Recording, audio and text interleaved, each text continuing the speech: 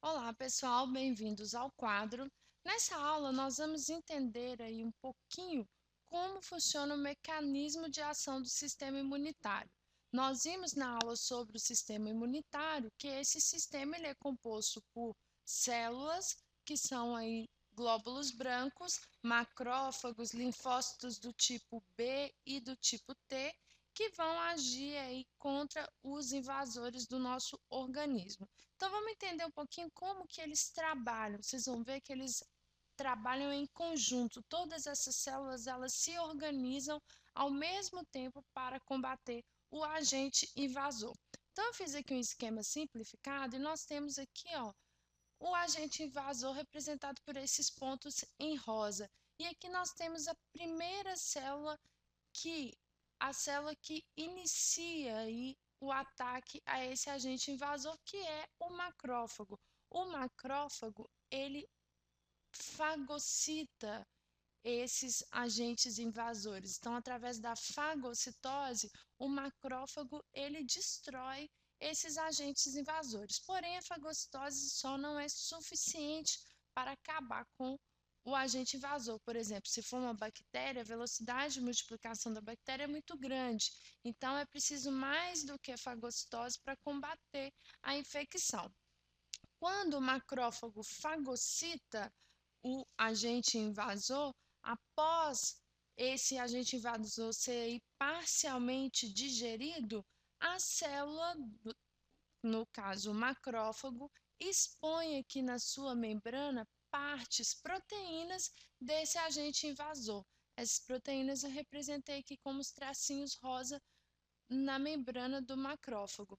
Quando o macrófago possui essas proteínas expostas, os linfócitos do tipo TCD4, que são aqueles linfócitos chamados também de auxiliadores, reconhecem esse macrófago, reconhecem esse antígeno, que é a proteína na membrana do macrófago, como um antígeno invasor, como um antígeno estranho. A partir desse momento, os linfócitos TCD4 começam a liberar substâncias chamadas de interleucinas.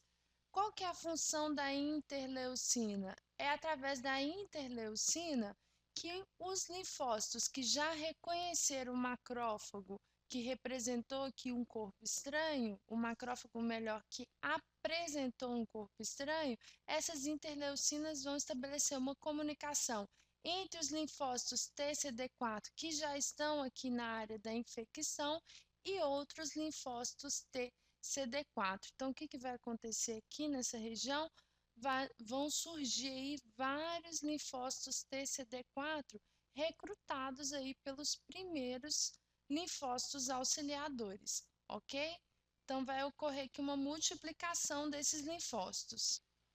Esses linfócitos recrutados também liberam outro tipo de interleucinas, até por isso eu vou escrever aqui de outra forma. Então, imagine que essa setinha verde são as interleucinas liberadas, tá?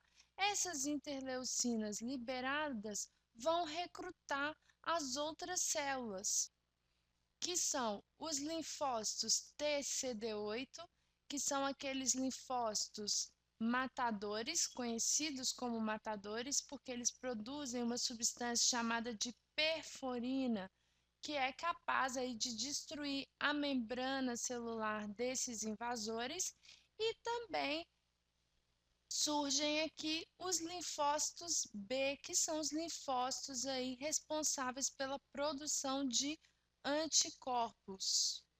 Tanto os linfócitos B quanto os linfócitos matadores, os TCD8, são capazes de se multiplicar e eles se multiplicam muito rapidamente por mitose e originam aqui na região da infecção um verdadeiro exército de combate, ok?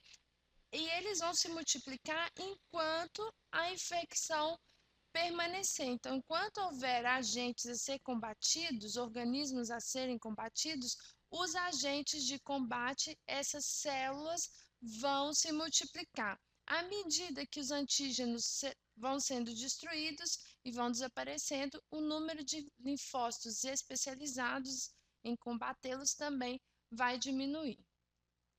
Então, perceberam como que as células elas agem em conjunto? Primeiro vêm os macrófagos, depois os linfócitos auxiliadores que ativam outros linfócitos auxiliadores e estimulam aí a multiplicação dos linfócitos matadores do tipo B e do tipo TCD8, ok? Espero que vocês tenham compreendido. Se tiverem alguma dúvida, agora vocês podem interagir através da nossa rede. Acessem lá oquadro.com. Um grande abraço e bons estudos!